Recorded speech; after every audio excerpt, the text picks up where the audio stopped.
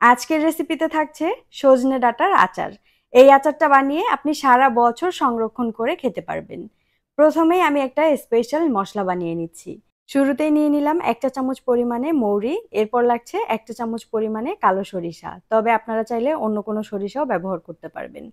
এরপর ১ চা চামচ পরিমাণে পাঁচফোড়ন নিয়ে নিয়েছি, সাথে ১ চা চামচ পরিমাণে জিরা। ২ টা নিয়ে নিলাম জয়ত্রীর টুকরা, ২ টা তেজপাতা আর সামান্য একটু দারুচিনির টুকরা। সঙ্গে দিয়ে দিয়েছি ৪ টা সাদা এলাচ। এখন হালকা করে এগুলোকে ভেজে নিতে হবে। একদম পুড়িয়ে ফেলা যাবে না, অল্প আঁচে আস্তে, আস্তে ভেজে নিতে হবে। যখনই চারিদিকে খুব সুন্দর একটা ঘ্রাণ ছড়িয়ে যাবে আর সরিষাগুলো ফুটতে শুরু করবে, ঠিক সেই সময় নামিয়ে নিব। একটু ঠান্ডা করে এগুলোকে গুঁড়ো করে নিতে হবে। আর তারপর নিয়ে নিচ্ছি কতগুলো শুকনা মরিচ। মরিচটা আপনারা নিজেদের টেস্ট অনুযায়ী ব্যবহার করবেন, কিরকম ঝাল খেতে চান। মরিচগুলোকেও খুব সুন্দরভাবে ভেজে হালকা করে একটু গুঁড়ো করে নিব। অতিরিক্ত গুঁড়ো করা যাবে না। এমনভাবে গুঁড়ো করতে হবে যাতে আধ ভাঙা হয় মরিচগুলো আর মসলাটাও। সঙ্গে নিয়ে নিয়েছি ৩ চা চামচ পরিমাণে লেবুর রস। এবার লাগছে সজনে ডাঁটা। সজনে ডাঁটাগুলোকে অবশ্যই একটু মোটা দেখে নিবেন, যাতে মোটা জাতের সজনে ডাঁটা হয়, তাহলেই আচারটা খেতে সবচেয়ে বেশি ভালো লাগে। আমি এখানে আধা কেজি পরিমাণে নিয়ে নিয়েছি আর খুব সুন্দরভাবে ছিলে নিচ্ছি। খুব ভালো মতো ছিলে এগুলোকে ছোট, ছোট টুকরা করে কেটে নিতে হবে। সজনে ডাঁটা আমাদের শরীরের জন্য অনেক বেশি উপকারী। তাই যারা সারা বছর সজনে ডাঁটা খেতে চান তারা অবশ্যই এই রেসিপিটা ট্রাই করবেন। এরপর সবগুলো একই রকমভাবে কেটে নিয়েছি। এখন ধুয়ে একটা ছড়ানো কোনো কিছুর উপরে রাখতে হবে আর তারপর ফ্যানের নিচে দিয়ে পানিটাকে একদম শুকিয়ে নিতে হবে। এখন একটা কড়াইয়ে দিয়ে দিচ্ছি তেল। তেলটা একটু বেশি দিবেন, না হলে কিন্তু পরে একদম শুকনো, শুকনো হয়ে যাবে।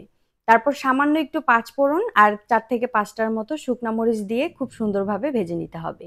এই শুকনা মরিচটা পরে খেতে অনেক বেশি ভালো লাগে। তারপর সবকিছু যখন খুব সুন্দর মতো ভাজা হয়ে যাবে, ঠিক এই সময় দিয়ে দিতে হবে সজনে ডাঁটাগুলোকে। আর অবশ্যই চুলার আঁচটাকে মিডিয়াম টু লো এ রাখবেন। অতিরিক্ত হাই হিটে এই কাজটা করা যাবে না। ঢাকনা দিয়ে ঢেকে দিব ২ মিনিটের জন্য। আর ২ মিনিট পর ঢাকনাটা খুলে আবারও নেড়ে দিতে হবে। আচারটা বানানোর সময় এই জিনিসটা অবশ্যই খেয়াল রাখবেন যাতে একটু পরপর নাড়াচাড়া করা হয়। না হলে একদিক থেকে একটু বেশি হয়ে যাবে আর অন্য দিকটা কাঁচা থেকে যাবে। কোনোভাবেই কোনো দিকে কাঁচা যাতে না থাকে সেদিকেও খেয়াল রাখতে হবে। আবারও ঢাকনা দিয়ে দিয়েছিলাম ২ মিনিটের জন্য। ২ মিনিট পর খুলে, খুলে আমি বারবার এভাবে করে নেড়ে দিচ্ছি।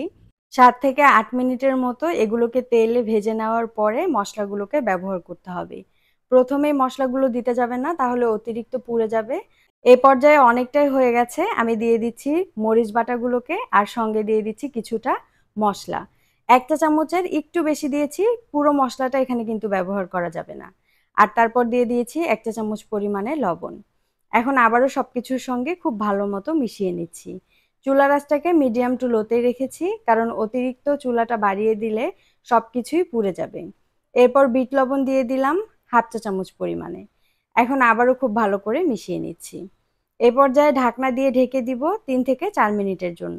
এই আচারটা বানাতে আপনার ২০ থেকে ২২ মিনিটের মতো সময় লাগবে, কারণ একটু আস্তে ধীরে সময় নিয়ে আচারটা বানাতে হবে। তাহলেই হবে একদমই পারফেক্ট। আস্তে, আস্তে রং পাল্টাবে আর চারিদিকে খুব সুন্দর একটা ঘ্রাণ ছড়িয়ে যাবে। এ পর্যায়ে দিয়ে দিচ্ছি লেবুর রস ৩ চা চামচ পরিমাণে আর ১ চা চামচ পরিমাণে চিনি। চিনিটা অবশ্যই ব্যবহার করবেন, এতে করে সবকিছুর যে টেস্ট সেটা ব্যালেন্স করবে। কেউ চাইলে এখানে লেবুর রসের পরিবর্তে তেঁতুলের কাদও ব্যবহার করতে পারবে। আবারও ঢাকনা দিয়ে ঢেকে দিয়েছিলাম আর চলে আসলাম একদম ৭ থেকে ৮ মিনিট পরে। দেখুন এ পর্যায়ে রংটা একদম পাল্টে গেছে। আর নামানোর আগে আমি আবারও ১ চা চামচ পরিমাণে মসলা দিয়ে নিলাম। সঙ্গে দিয়ে দিলাম ২ চা চামচ পরিমাণে ভিনেগার, যাতে করে এটা নষ্ট না হয় আর আমি রেখে অনেক দিন পর্যন্ত খেতে পারি। আর নামানোর আগে এরকম অল্প একটু মসলা দিয়ে নিবেন, এতে করে খুব সুন্দর ঘ্রাণ থাকে নামানোর আগে যদি মসলাটা ব্যবহার করা হয়। আমি কিন্তু পুরো মসলাটা ব্যবহার করিনি। মোট ২ চা চামচ পরিমাণে মসলা দিয়েছি এখানে। আর এ পর্যায়ে একদম লাল, লাল হয়ে গেছে। উপর দিকটা ক্রিসপি হয়ে গেছে। ভিতর দিক থেকেও খুব সুন্দরভাবে হয়ে এসেছে। এখন এগুলোকে নামিয়ে নিচ্ছি। নামানোর পর ঠান্ডা হবে আর আরেকটু শক্ত হয়ে যাবে। মজার বিষয় হচ্ছে এই সজনে ডাঁটার কিছুই ফেলতে হবে না। আমরা সজনে ডাঁটা যখন রান্না করে খাই তখন কিন্তু উপরের ছালটা আমরা ফেলে দেই চিবিয়ে।